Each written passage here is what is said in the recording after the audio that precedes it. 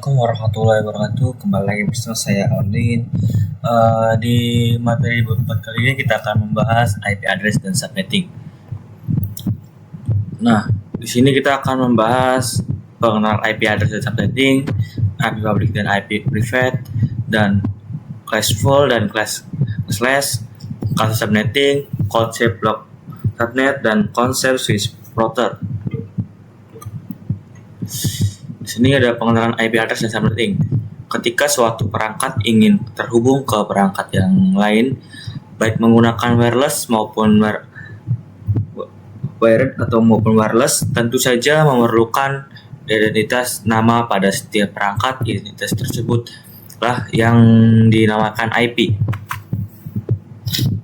Jadi IP itu nama pada setiap perangkat, nama pada setiap perangkat. Terus subnetting adalah upaya atau proses untuk memecah sebuah network dengan jumlah host yang cukup banyak menjadi beberapa network dengan jumlah host yang lebih sedikit. Teknik subnetting membuat skala jaringan lebih luas dan tidak dibatasi oleh kelas-kelas IP. IP class A, B, dan C yang sudah diatur. Nah, di sini ada gambar bilangan IP itu. Misalnya di sini ada IP 192.168.1.1/24. 124 itu adalah 255.255.255.256, oke. Kita lanjut, teman-teman. IP private dan IP public. IP public merupakan IP yang digunakan di internet dan bisa diakses dari mana saja. Jadi misal kalian mengakses Facebook.com, YouTube.com, dan lain-lain, maka secara tidak sadar kalian sedang mengakses IP public masing-masing yang dimiliki oleh mereka asal device connect ke internet.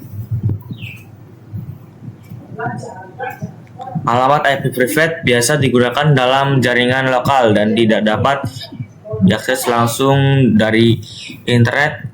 Ini adalah bagian penting dari konsep yang dikenal sebagai Network Address Translation atau NAT, yang memungkinkan beberapa perangkat dalam jaringan lokal menggunakan suatu alamat IP publik tunggal untuk berkomunikasi dengan internet. Nah, di sini ada kelas-kelas IP, teman-teman. Kelas A yaitu terdiri dari 10.0.0 sampai 10.25. Kelas B itu 172.16, teman-teman. Dan kelas C itu 198.168, teman-teman. Oke. Di sini kelas full dan kelas S, teman-teman. IP private, alamat IP yang digunakan pada jaringan lokal atau LAN. Di sini ada IP public, alamat IP yang dapat diakses secara global dari internet, contohnya IP public DNS Google 8.8.8 dan 88.44. Kelas full addressing, pengalamatan IP berdasarkan kelas. Classes addressing, IP tidak berdasarkan kelas, teman-teman. Oke. Di sini ya, seperti itu, teman-teman. Ada kelas IP. Di sini ada IP public, teman-teman. Kelas A, kelas B, kelas C, teman-teman. Oke. Di sini kasus subnetting, teman-teman. Untuk melakukan proses subnetting, Anda akan melakukan beberapa proses seperti prefix yang sesuai bisa digunakan untuk menentukan jumlah IP yang bisa digunakan. Terus ada subnet max, IP network, tanda alamat pada suatu jaringan LAN. IP broadcast, alamat IP yang digunakan untuk melakukan pengiriman informasi ke semua host yang ada pada jaringan LAN. Range IP bisa digunakan. Masih di sini ada 10 ini kelas A, kelas B, dan kelas C, teman-teman. ini prefixnya teman-teman, dan ini subnet masknya adalah 255 sampai 16 sama dengan 24.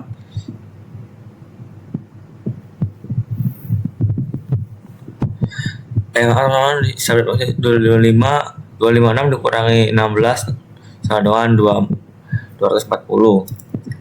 Ini untuk slash 24 teman-teman. Konsep blok subnet, IP network dan IP broadcast diibaratkan seperti ruang. Setiap blok subnet band faultnya tidak bisa saling ping komunikasi. Kumpulan PC yang berada pada suatu ruangan perlu dikonfigurasi menjadi satu blok subnetting. Oke. Konsep blok subnet. Nah, di sini ada lantai 1, lantai 2, dan lantai 3 teman-teman. Ini dia jaringannya IP jadi 0, 32, 64, 92 dan seterusnya teman-teman. Misalnya ini lantai 1, lantai 2, lantai 3 dan ini lantai seterusnya teman-teman. Lantai 1 itu dari 0 sampai 31, dan lantai 2 32 sampai 63. Lantai 1 itu 10 titik 1 itu lantai 1. Kalau 10 itu termasuk lantai 2 dan seterusnya teman-teman. Oke. Ini jenis pengiriman IPv4. Komunikasi unicast 1 ke IP kelas A, B, dan C. Multicast komunikasi 1 ke grup IP kelas D. Komunikasi siaran 1 ke broadcast domain yang sama. Konsep router dan switch. Switch menghubungkan perangkat yang satu network, router menghubungkan perangkat yang bernetwork.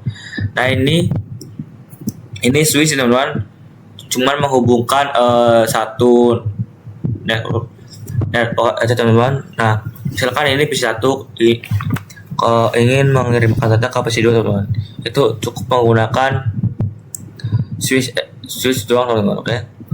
Jika ingin menghubungkan PC1 ke PC4, maka harus membutuhkan router teman-teman. Oke. Nah, oke, mungkin segitu saja pembelajaran IP address dari subnetting kali ini. Kurang lebihnya mohon maaf. Wassalamualaikum warahmatullahi wabarakatuh.